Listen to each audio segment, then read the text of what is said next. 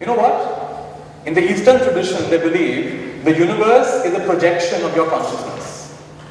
Each one of us here is sitting in a different universe. It looks like in the same room. Each one of us here is listening to a different talk. Is sitting in a totally different universe. Someone who's been dragged for this session that doesn't want to be here is sitting in one kind of session.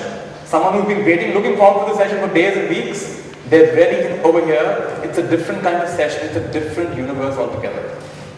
Your universe is what you project onto your experience. And this is a very different understanding from what we've been taught. Notice, when you're in love with someone, the universe feels a certain way. It's very playful, it's very joyful, anything is possible, it's young, it's fresh. When you've just lost a loved one, and I bet everyone here has lost a loved one at some point, then the universe becomes a certain way. It becomes dark, it becomes gloomy, it becomes empty, it has no meaning. You just don't understand. Why? Because the projection changed. You know, I can spend a year trying to clean this. I can spend a year trying to clean this and not clean it because the problem is with the lens. The dirt is on the lens.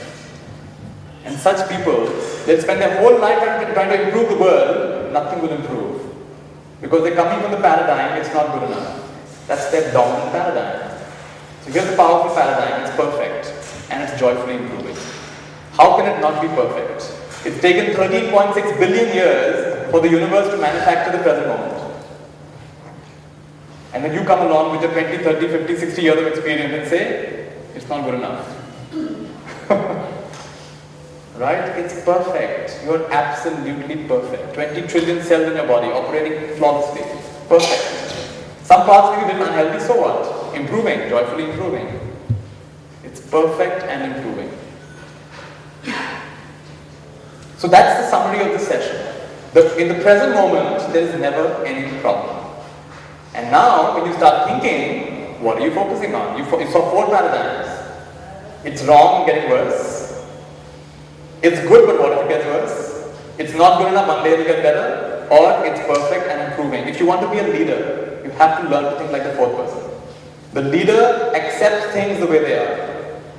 Sees what's good in every person, in every situation, and then says, what's the possibility here? And then never gives up. And for me, there is no more leadership. I've done an MBA, I've studied so many theories of leadership. I haven't come across a better theory than this. Let's say together. Accept things the way they are. See a higher possibility. Never give up. That's leadership. That's also parenting. If you want to be a good parent, accept your children the way they are. See in them a wonderful possibility. You know what? Don't focus on lawyer, doctor, and all that. That is meaningless. Focus on them being happy. Focus on them living a fulfilling life. The outcome, plans that don't lead to stress. Intention will lead to happiness. So the intention is, son or daughter, you're going to be super happy. And just know you're going to be happy, successful, you're going to be awesome. And then never, no matter what grades they get, never give up. So many parents I meet these days so stressed about the grades of their children. Do you know that a lot of research has been done on the correlation between academic performance and success? Do you know what it comes out to be? What does it come out to be? There is no correlation. There is no correlation. Between academic performance and so-called even worldly success, there is no correlation. But there is one very strong correlation they found. How loved the child felt at home. When the child feels loved, and what does it mean to be loved? That son or daughter, no matter what you do, you're loved, you're okay. No matter what mistakes you make, it's okay. We love you. Okay doesn't mean that you get away with everything, but we love you, we accept you. Right? You may also get a little punished, but ultimately we love you. Support and challenge both. जैसे जो कुम्हार बनाता है, जैसे का घड़ा बनाता है, पॉटर, एक हाथ अंदर है, एक हाथ बाहर है, तो अंदर का हाथ nurturing हाथ है, inner hand is nurturing, supportive, outer hand is forming, shaping. Both hands. A child that's only supported becomes very lazy, doesn't have mind of his own. A child that's always criticized, you're not good enough, stop. Also their spirit gets broken. But a child that's accepted, and you also have a higher vision, and you never give up, the best, most mature children come out of that. The best employees come out of that. Anywhere in your life, whether you're a teacher or a parent or a leader, in any capacity, even healer, accept people the way they are, see a higher vision, never give up. three practices are at the heart of transformation. Give it another word. Contentment, vision, persistence. Like when you drive a car, imagine a person who gets into their car, they're very, very fixated on getting there in time. Right? Their full focus is that I'm getting late, I'm getting late, I'm getting late. They drive in a particular way. Is it a safe way to drive? Not a safe way to drive, right? You're too fixated, getting late and getting late, it's one way to drive. Second person, they get into their car, but they have no map, they have no address. So they're roaming all over town. In Chandigarh, you have all these roundabouts, keep going all the roundabouts. They don't know where they're going. Is that an enjoyable way to drive? Unless you've come to see Chandigarh, in which case it's fine. But apart from that, you're just lost. So this is very important. Contentment alone leads to stagnation. That's why some people, especially achievers like you find spirituality doesn't make sense to you. Because it often talks about contentment. But you know, contentment alone leads to stagnation. But vision alone leads to ambition. So what's in between? Contentment and vision. Imagine getting into your car, well in time, knowing the place you want to go. When you're driving the car, don't you focus on what's in front of you? In the present moment, but you also know where you want to go. Those of you who drove down here, you got into your car, you knew that you had to come to this club, this place, and yet you were focused on the road in front of you. So to have a vision and also to focus right on what's right in front of you, this is a delightful ride. And for me, gratitude is summed up in those three qualities. Be contented, have a vision, and never give up. Be persistent, and you will get to where you want to get. Let's reflect on what we've learned for a minute. Just be quiet.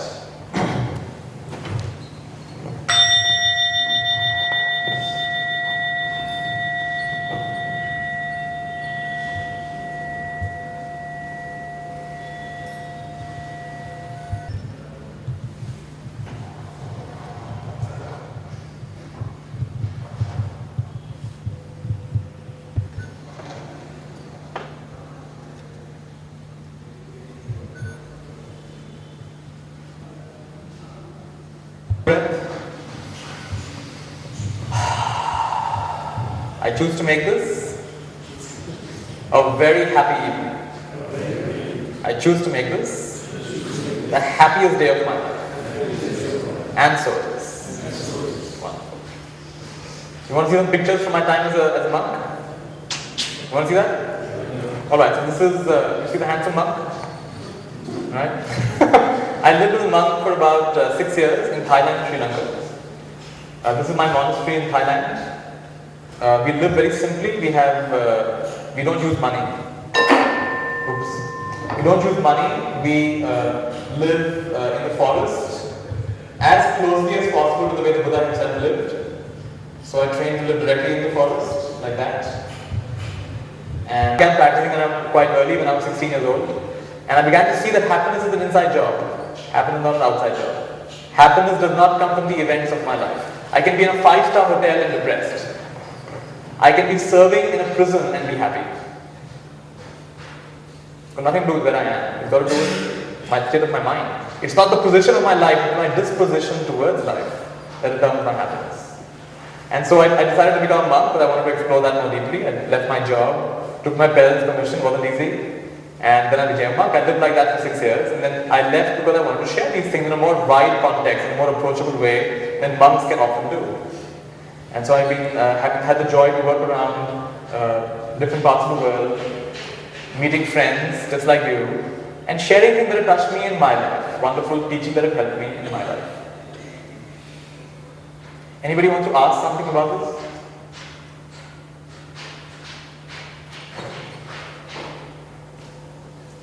See, I don't. This question comes sometimes, and I think when you live completely, there's no missing. I've even found that some of my close friends and my relationships, they say, "So did you miss me?" I say, honestly, I didn't.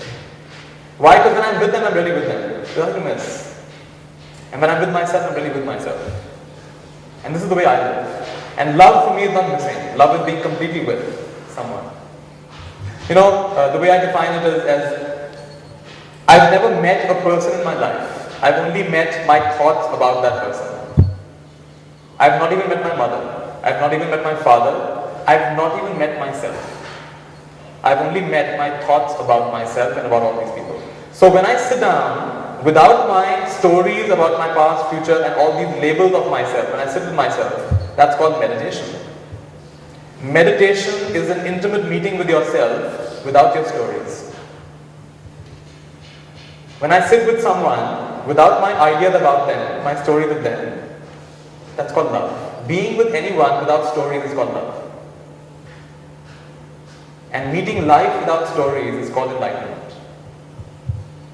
So the whole journey of being a monk is to question these stories you have, these ideas you have about who you are. And this in Indian tradition is called dharma. Your deepest dharma is to meet yourself without stories, without all these labels. It's a beautiful meeting, a sacred pilgrimage from the head to the heart. So I don't really miss anything of my life. That was a lovely experience, but now this is the most important moment of my life. I've waited my whole life to talk to all of you. And if I compare that to what it could be, should be, would be, I'm not honoring you. Do you think you would go back to Vietnam? As monks, you're allowed to go back up to 7 times. So I often say, if you people trouble me too much, I'm going back. But you know what? In many ways, I'm still a monk. I'm constantly traveling. In a very real sense, I'm almost homeless. Wherever I go is my home. People invite me to their home wherever I go. I stay with them, I live with them, and I share these teachings around the world. So in many ways, I'm very much a monk. I live quite simply. I have very simple few needs. So I say, one fun way of saying is I used to be a monk, but now I'm a hunk. Just kidding. Alright, but yet that's true. So it's about welcoming whatever happens.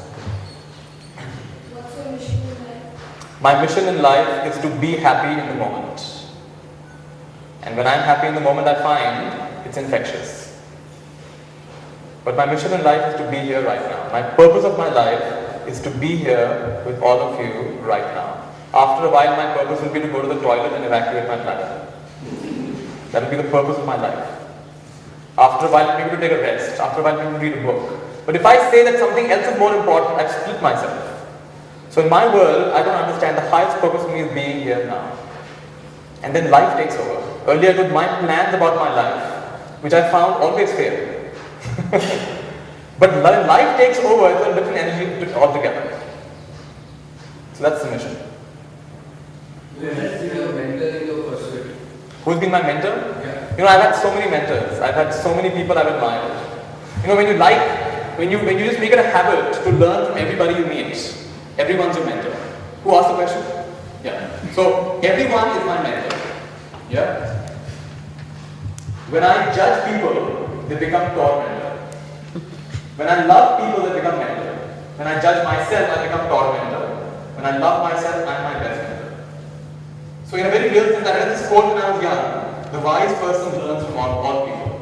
And so that's the attitude I like to go with. All of you are my teachers, but I've only got one guru. I am my own guru. All of you are my friends, but I've only got one disciple. I am my disciple. I am my best student. I am my best teacher. Nobody else can match me in being my teacher. So lots of mentors, lots of friends, lots of teachers, but only one true guru, the inner guru, the inner heart, the silence within that moment. So how much those chanting and ritual helped you to find the guru inside you? I think all these different practices we do, they're pointing to something. There's nothing magical in the practice itself. I point my finger to the moon. All of us here can point our finger to the moon.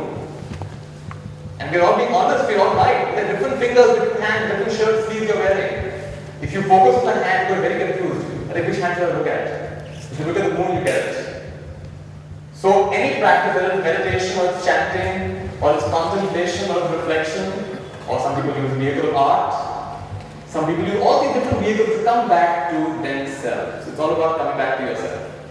So it will help you to the extent it gets you back to yourself. But if your assumption is something magical will happen. You know, many people have the idea that enlightenment is something very magical. But what if it's something very simple? What if it's as simple as there's nothing to do, nowhere to go, nothing to become? And if chanting helps you, so be it. Excellent. Good, please chant. You know what? Once you get it, then you don't chant for it, you chant out of it. You don't meditate for it, you meditate out of it. You don't do these practices so you can get there. You're already there. Is there a path to the now? Is there a technique to the now? Is there a method or even a religion to the now? I haven't found it. You're already here. When I go to the temple, I take my shoes off. When I come into the now, just come into the now, please. And just check. Does your name survive? Does your occupation survive? Does your age survive? Does your religion survive? In the present moment, what survives? And totally in the now, no thoughts. Totally in the now. Listen to what you're hearing. That's why we're coming into the now.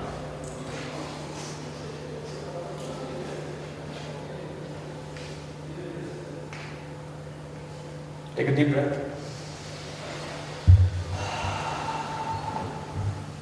In the present moment, did you have age?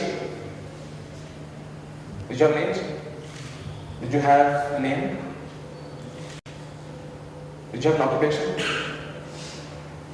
What survived? Nothing survived. In the present moment, this is the presence. It's called God's moment. Present moment is not God's moment. And so whatever practice you do that helps you come here wonderfully, you may not even need practice. It's about coming and meeting yourself without stories, meeting life without stories.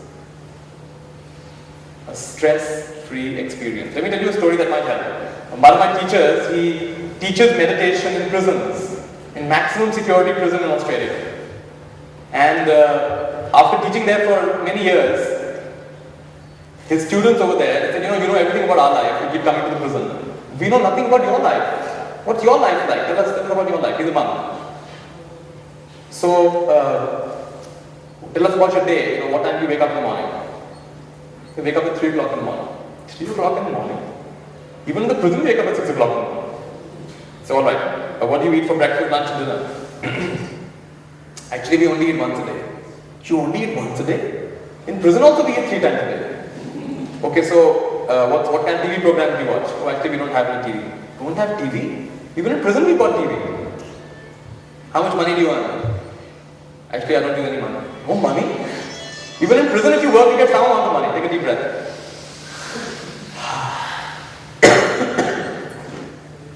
And like this, every question they ask. So what's your room like? What do you keep in? What furniture do you have? I sleep on the ground. Sleep on the ground? Even in the prison, you got a bed. And by the end of it, one prisoner couldn't hold himself back. He said, please, why don't you come and stay with us?